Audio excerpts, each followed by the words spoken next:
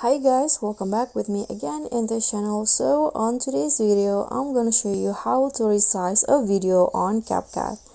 So there are a few ways that you can try when you want to resize your video. You can either zoom out the clip by pinching your video on the preview like this. It will make your video smaller, or you can also if you want to make it bigger, you can just zoom in like this. So that's the first way. And the second way, you can either just change the format ratio of your video by clicking on this ratio option.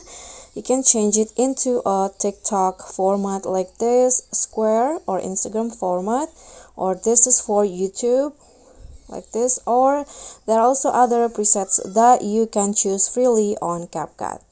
Okay, when you find the one you want, you can just click on the format and then click on the check icon, and if you want to make it fit, you can just zoom it in like this and fit the video. Okay, so that's all for me. Thank you so much for watching. Don't forget to like, comment, subscribe, and click on the thanks. Bye.